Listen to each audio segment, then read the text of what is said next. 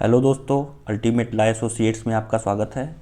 आज हम लोग स्पेसिफिक रिलीफ एक्ट 1963 के पार्ट 2 से रिलेटेड कुछ इम्पॉर्टेंट क्वेश्चन आंसर देखेंगे जो कि आने वाली परीक्षाओं के लिए काफ़ी इम्पॉर्टेंट हैं। तो शुरू करते हैं। पहला क्वेश्चन है, विशिष्ट अनुतोष अधिनियम की किस धारा में संविदा के प्रतिस्थापित पालन का प्रावधान है? तो धारा 20 में संविदा के प्रतिस्थापित पालन का प्रावधान है। अब देखते हैं धारा 20 क्या कहती है। धारा 20 के अनुसार धारा 20 संविदा का प्रतिस्थापित पालन का प्रावधान करती है। यदि संविदा भंग हो जाती है, वहाँ पीड़ित पक्षकार किसी तीसरे पक्षकार के माध्यम से या अपने स्वयं के अभिकरण द्वारा संविदा के प्रतिस्थापित पालन का उसको विकल्प प्राप्त होता है। पीड़ित पक्षकार संविदा भंग करने वाले पक्षकार से वास्तविक रूप से भुगते गए व्ययों को और अन्य खर्चों को वसूल कर सकता है। अब इसमें कुछ शर्तें दी हुई हैं, तो शर्तें देख लेते हैं। प्रतिस्थापित पालन के लिए आवश्यक है कि पीड़ित पक्ष भंग करने वाले पक्षकार को नोटिस दे कि वह अमुक समय, जिसमें समय का उल्लेख होगा, के भीतर संविदा का पालन करे। यदि निर्धारित समय में वह संविदा का पालन नहीं करता है या संविदा के पालन से इनकार कर देता है तो पीड़ित पक्षकार संविदा का पालन किसी तीसरे पक्षकार द्वारा या स्वयं अपने अभिकरण द्वारा कराएगा। अब नोटिस की अवधि इसमें क्या होती है? तो नोटिस में कम से कम 30 दिन का समय होना अनिवार्य है, यानी अधिकतम समय पीड़ित पक्षकार दे सकता है। संविदा पालन के लिए कम से कम 30 दिन का समय होना चाहिए। नेक्स्ट क्वेश्चन देखते हैं। विशिष्ट अनुतोष अधिनियम की धारा 21 के अंतर्गत संविदा के विनिर्दिष्ट पालन के वाद में वादी किस अनुतोष के स्थान पर प्रतिकर का दावा कर सकता है? तो संविदा के विशिष्ट पालन के स्थान पर प्रतिकर का दावा कर सकता है। अब देखते हैं धारा 21 के बारे में। यह धारा वादी को प्रतिकर प्राप्त करने के अधिकार प्रदत्त करती है। इस धारा में प्रतिकर के संबंध में कुछ व्यवस्थाएं दी गई हैं, देखते हैं। वादी संविदा के विशिष्ट अनुपालन के साथ या बदले में प्रतिकर की मांग कर सकता है, लेकिन जहां संविदा का पालन असंभव हो वहां प्रतिकर अनुदत्त नहीं किया जा सकता है। दूसरी कंडीशन है, ऐसी अवस्था में जबकि विशिष्ट पालन नहीं किया जा सकता, वादी प्रतिकर प्राप्त कर सकता है बशर्ते कि प्रतिवादी ने किसी वर्तमान संविदा को भंग किया हो। नंबर 3 देखते हैं। जहां संविदा का विशिष्ट अनुपालन अनुदत्त किया जा सकता हो लेकिन वह मामले के न्याय निर्णयन के लिए संतोषप्रद नहीं होगा तो वादी को प्रतिकर के लिए आदेश दिया जा सकेगा। नंबर 4 देखते हैं। प्रतिकर प्राप्त करने के लिए वादी को वाद पत्र में ऐसी मांग करना आवश्यक है, अन्यथा न्यायालय प्रतिकर का आदेश नहीं देगा। और यदि वादी द्वारा वाद पत्र में ऐसी मांग नहीं की गई है तो भी न्यायालय वाद के किसी भी प्रकरण पर उसमें संशोधन द्वारा प्रतिकर की मांग को सम्मिलित करने की अनुमति दे सकता है। और इस धारा के अंतर्गत प्रतिकर का निर्धारण करते समय न्यायालय भारतीय संविदा अधिनियम की धारा 73 से दिग्दर्शित होगा।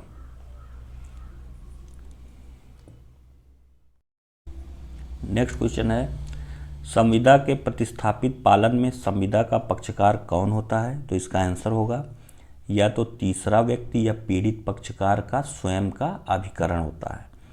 फिर नेक्स्ट क्वेश्चन है, प्रतिस्थापित पालन के लिए क्या आवश्यक है?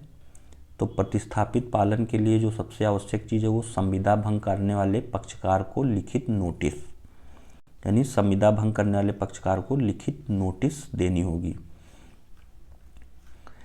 फिर नेक्स्ट क्वेश्चन है, संविदा भंग करने वाले पक्षकार को संविदा पालन के लिए दी गई लिखित नोटिस में न्यूनतम कितनी अवधि उल्लिखित होना आवश्यक है?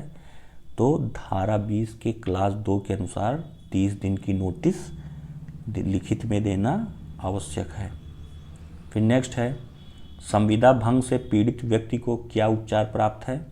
तो संविदा भंग से पीड़ित व्यक्ति को प्रतिस्थापित पालन का, नंबर 2 भंग करने वाले पक्षकार से व्यय एवं खर्चे वसूल करने का, और नंबर 3 प्रतिकर के लिए सिविल वाद संस्थित करने का अधिकार प्राप्त है।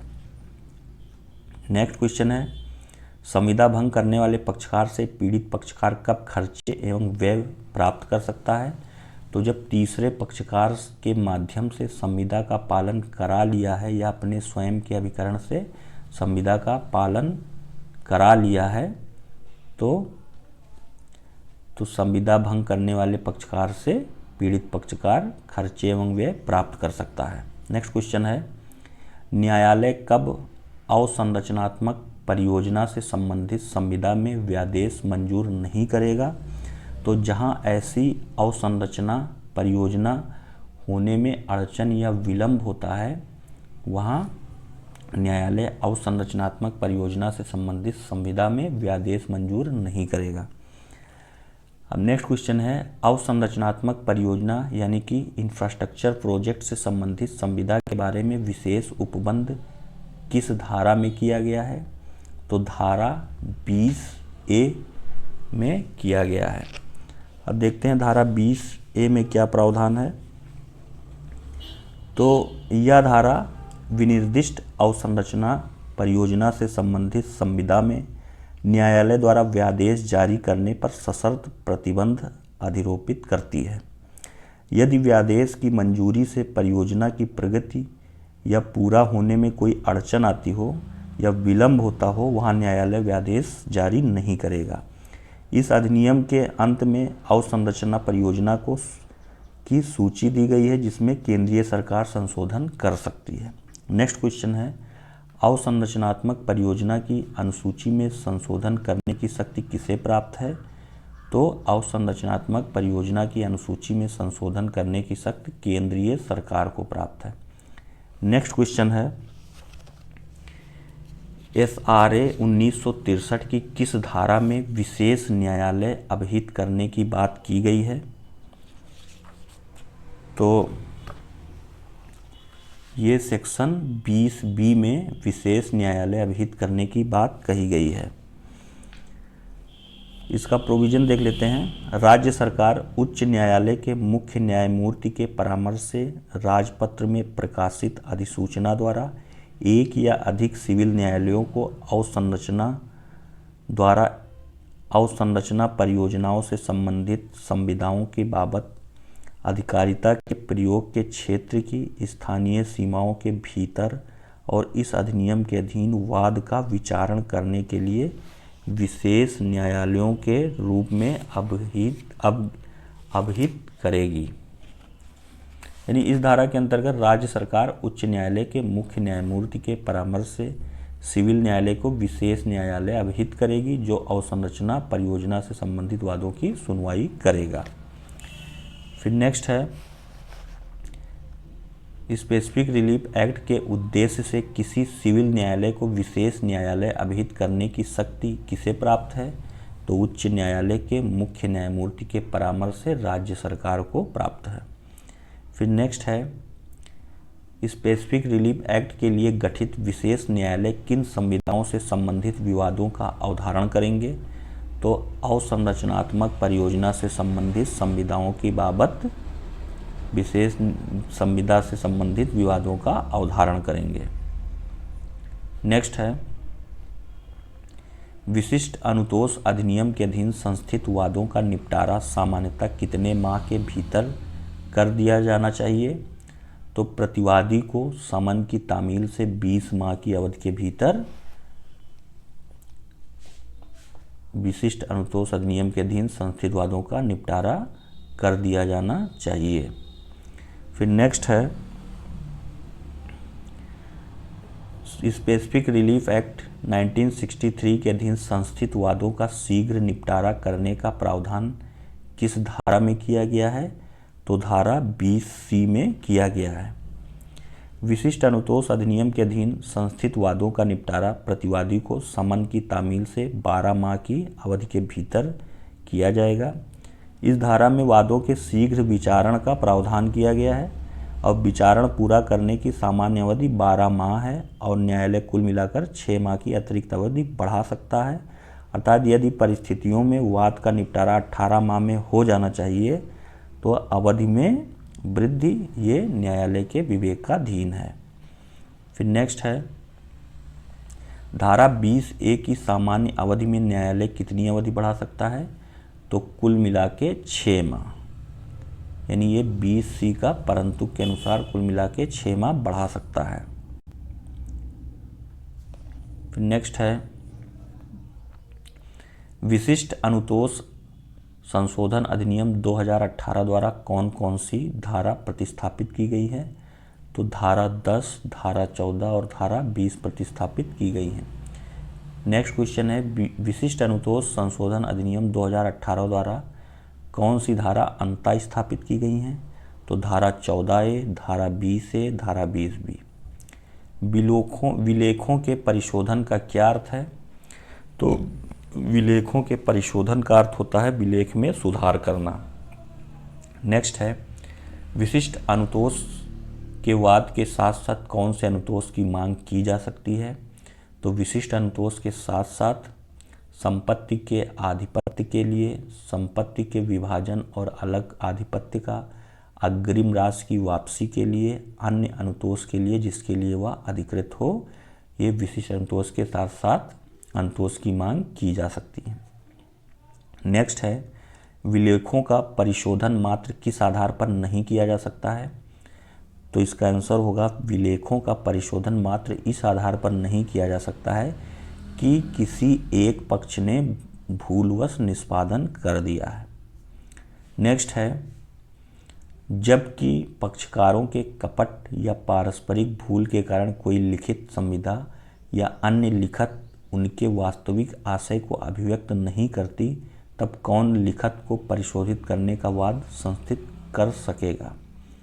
तो दोनों में से कोई पक्षकार या उनका हित प्रतिनिधि लिखत को परिशोधित करने का वाद संस्थित कर सकेगा तथा वादी किसी ऐसे वाद में जिसमें लिखत के अधीन उद्भूत कोई अधिकार विवाद्य हो, अपने अभिवचन में दावा कर सकेगा कि लिखित परिशोधित की जाए।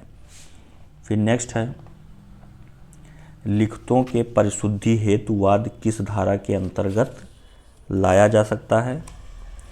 तो लिखतों की परिशुद्धि हेतु वाद धारा 26 के अंतर्गत लाया जा सकता है। यह धारा विलेखों के परिशोधन का प्रावधान करती है। परिशोधन का अर्थ किसी विलेख में ऐसी त्रुटि या भूल को सुधारना है जो कि पक्षकारों की पारस्परिक भूल या कपट से की गई हो एवं विलेख का आशय प्रकट नहीं हो पा रहा हो। अब जो है परिशोधन के लिए कुछ आवश्यक शर्तें हैं, देखते हैं कौन कौन सी शर्तें हैं।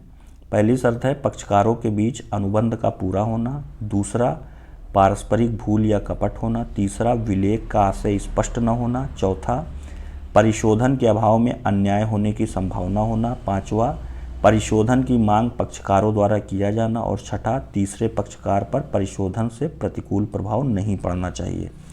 नेक्स्ट क्वेश्चन देखते हैं लिखतों की परिशुद्धि कब की जा सकेगी? तो जब लिखत पक्षकारों के कपट के कारण वास्तविक आशय अभिव्यक्त नहीं करती, जब लिखत पक्षकारों के पारस्परिक भूल के कारण वास्तविक आशय अभिव्यक्त नहीं करती तब। नेक्स्ट है न्यायालय संविदा का विखंडन कब नामंजूर कर सकेगा? तो जब वह व्यक्ति ने संविदा के अस्तित्व के दौरान सद्भावनापूर्वक सूचना के बिना और मूल्यार्थ हित अर्जित कर लिया है, तब न्यायालय विखंडन नामंजूर कर सकेगा, संविदा का विखंडन नामंजूर कर सकेगा। नेक्स्ट है न्यायालय कब लिखत को रद्द कर सकता है? तो जब लिखत शून्य या शून्यकरणीय हो तब न्यायालय लिखत को रद्द कर सकता है। नेक्स्ट क्वेश्चन है शून्य या शून्यकरणीय लिखत को रद्द करने यानी कैंसिलेशन ऑफ इंस्ट्रूमेंट हेतु वाद किस धारा के अंतर्गत लाया जा सकता है? तो धारा 31 के अंतर्गत शून्य या शून्यकरणीय लिखत को रद्द करने हेतु वाद लाया जा सकता है। यह धारा यानी जो धारा 31 है ये संविदा के विलोपन यानी कैंसिलेशन ऑफ इंस्ट्रूमेंट से संबंधित है।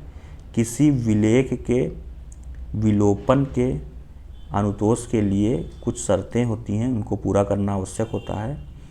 जैसे पहली शर्त है कि ऐसा विलेख शून्य या शून्यकरणीय हो, वादी को उसकी भारी क्षति होने की युक्ति आशंका हो, न्यायालय मामले की परिस्थितियों के अनुसार अपने विवेक पर उसे विलोपित करना आवश्यक समझता हो। नेक्स्ट है, यदि प्रतिवादी संविदा को शून्य या शून्यकरणीय घोषित कराने हेतु वाद लाता है और सफल हो जाता है तो न्यायालय क्या आदेश दे सकेगा? तो न्यायालय आदेश दे सकेगा कि वह करार के अंतर्गत जो फायदा प्राप्त किया है उसको दूसरे पक्षकार को वापस करे एवं वह दूसरे पक्षकार को प्रतिकर दे यदि लिखत शून्यकरणीय है। नेक्स्ट है, न्यायालय किस धारा के अंतर्गत किसी व्यक्ति, परिस्थिति या अधिकार की घोषणा कर सकता है? तो धारा 34 के अंतर्गत कर सकता है। धारा 34 के अंतर्गत हैसियत या अधिकार की घोषणा का क्या प्रभाव है? तो वादी, प्रतिवादी और उसे व्युत्पन्न अधिकार के अधीन दावा करने वाले व्यक्ति पर बाध्यकारी होता है। फिर नेक्स्ट है, न्यायालय परिस्थिति या किसी संपत्ति में अधिकार की घोषणा कब नहीं करेगा? जब वादी केवल हक की घोषणा के लिए वाद लाता है जबकि वह अन्य कोई अनुतोष मांग कर सकता था, तब न्यायालय परिस्थिति या किसी संपत्ति में अधिकार की घोषणा नहीं करेगा। नेक्स्ट है, जहां घोषणात्मक वाद के पक्षकारों में से कोई पक्षकार न्यासी है वहां घोषणात्मक डिग्री से कौन आबद्ध है? तो वे व्यक्ति आबद्ध हैं जिनके लिए ऐसा पक्षकार न्यासी होता है यदि घोषणा की तारीख को उनका अस्तित्व होता है। नेक्स्ट है, अस्थायी व्यादेश किससे विनियमित होता है? तो अस्थायी व्यादेश सिविल प्रक्रिया संहिता 1908 से विनियमित होता है। नेक्स्ट है, अस्थायी व्यादेश कब तक बना रहता है? तो वाद के अंतिम निस्तारण तक या विनिर्दिष्ट समय तक बना रहता है। नेक्स्ट है, अस्थायी व्यादेश। अब अस्थायी व्यादेश क्या है? अस्थायी व्यादेश सिविल प्रक्रिया संहिता द्वारा विनियमित होता है या वाद के किसी भी प्रकरण पर जारी किया जाने वाला आदेश होता है या विशिष्ट समय तक या न्यायालय के अग्रिम आदेश तक बना रहता है। अस्थायी व्यादेश निम्न परिस्थितियों में जारी किया जा सकता है। नंबर 1, वादी ने वाद संस्थित कर दिया हो। नंबर 2, सुविधा का संतुलन वादी के पक्ष में हो। नंबर 3, वादी को अपूर्णीय क्षति होने की संभावना हो। नंबर 4, वैकल्पिक उपचार का अभाव हो। नंबर 5, वादी द्वारा व्यादेश की मांग करने में अनुचित विलंब न हुआ हो। नंबर 6, साम्य के सिद्धांतों का पालन किया गया हो, अर्थात वह साम्यकर्ता हो, वह स्वच्छ हाथों से आया हो। अब देखते हैं शाश्वत व्यादेश यानी कि परपेचुअल इंजंक्शन। तो व्यादेश, शाश्वत व्यादेश वाद के गुण दोषों के आधारों पर सुनवाई हो जाने के पश्चात आज्ञप्ति द्वारा अनुदत्त किए जाते हैं। इसके द्वारा प्रतिवादी को वादी के अधिकारों के प्रतिकूल कार्य करने से रोका जाता है। धारा 38 के अनुसार शाश्वत व्यादेश वाद के अंतिम निर्णय पर आज्ञप्ति द्वारा जारी किया जाता है। प्रत्येक ऐसा व्यक्ति जिसके अधिकारों का अतिक्रमण होता है न्यायालय में वाद संस्थित कर शाश्वत व्यादेश प्राप्त कर सकता है। शाश्वत व्यादेश वादी के पक्ष में वर्तमान आभारों के भंग को रोकने के लिए जारी किया जाता है, चाहे ऐसे आभार अभिव्यक्त हों या विवक्षित हों, कैसे भी हों। नेक्स्ट है, अस्थायी व्यादेश के लिए क्या साबित किया जाना आवश्यक है?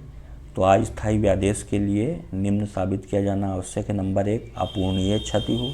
नंबर 2, सुविधा का संतुलन। नंबर 3, प्रथम दृष्टया मामला हो। फिर नेक्स्ट है, स्थायी व्यादेश जारी किया जाता है, कब जारी किया जाता है? तो वाद के गुण दोष के आधार पर सुनवाई के पश्चात अंतिम निस्तारण पर।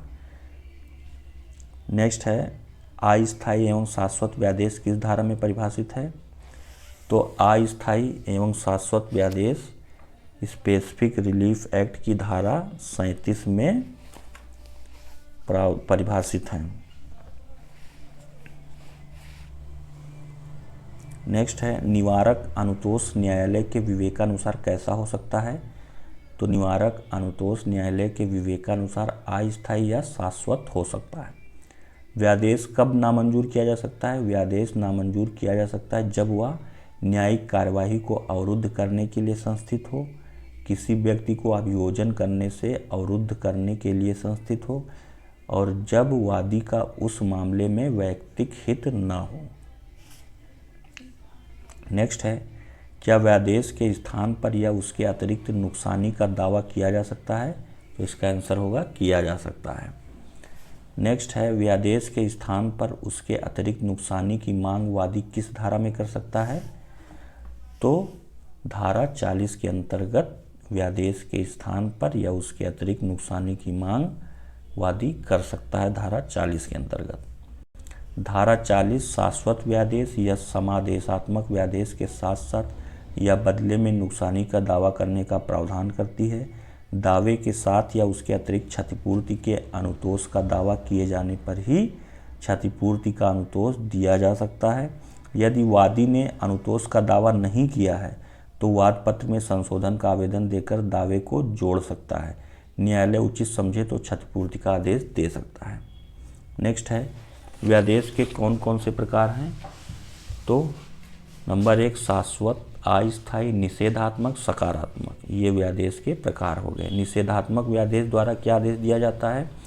तो निषेधात्मक व्यादेश के द्वारा किसी कार्य को करने से रोक दिया जाता है। आज्ञापक व्यादेश किस लिए दिया जाता है? तो किसी विशेष कार्य को करने के लिए आज्ञापक व्यादेश दिया जाता है, धारा 39 के अंतर्गत। धारा 39 आज्ञापक व्यादेश क्या है देखते हैं। जबकि किसी बाध्यता के भंग का निवारण करने के लिए कतिपय ऐसे कार्यों का जिनका प्रवर्तन कराने को न्यायालय समर्थ है पालन विवश करना आवश्यक हो, तब न्यायालय परिवादित भंग को निवारित करने और अपेक्षित कार्यों का पालन विवश करने के लिए भी स्वविवेक में व्यादेश अनुदत्त कर सकेगा। फिर नेक्स्ट है, विशिष्ट अनुतोष अधिनियम के किसी धारा में व्यादेश मंजूर करने के आधार किस धारा में दिए गए हैं? तो धारा 41 में दिए गए हैं। धारा 41 में है, धारा 41 में उन आधारों का उल्लेख है जिनके लिए व्यादेश अनुदत्त नहीं किया जा सकता है। अब वो आधार देखते हैं। जहां व्यादेश के विकल्प में उसके समान ही अन्य कोई अनुतोष उपलब्ध हो, किसी दांडिक मामले में कार्यवाही करने हेतु अभियोजन चलाने से प्रतिवादित करने वाला व्यादेश, किसी न्यायिक कार्यवाही को रोकने के लिए व्यादेश। अब देखते हैं अस्थायी और शाश्वत व्यादेश में अंतर भी देख लेते हैं। अस्थायी व्यादेश वाद संस्थित करने के बाद उसके किसी भी प्रक्रम पर जारी किया जा सकता है, जबकि शाश्वत व्यादेश तभी जारी किया जा सकता है जब वादी ने वाद में अपना अधिकार सिद्ध कर दिया है। अस्थायी व्यादेश आदेश द्वारा पारित किया जाता है, जबकि शाश्वत व्यादेश आज्ञप्ति द्वारा पारित होते हैं। फिर नेक्स्ट क्वेश्चन है, न्यायालय संविदा का विखंडन कब नामंजूर कर सकेगा? तो न्यायालय संविदा का विखंडन वहाँ जहाँ संविदा वादी द्वारा शून्यकरणीय है। फिर नेक्स्ट है, एसआरए का कौन सा प्रावधान घोषणा के प्रभाव के संबंध में विचार करता है? तो धारा 35। तो ये तो था स्पेसिफिक रिलीफ एक्ट का पार्ट 2, इससे रिलेटेड कुछ इंपॉर्टेंट क्वेश्चन आंसर। इस वीडियो को देखें और अगर जो अच्छी लगे तो लाइक करें, शेयर करें। ये आने वाली परीक्षाओं के लिए काफ़ी इम्पोर्टेंट है। आज के लिए इतना ही। Thank you.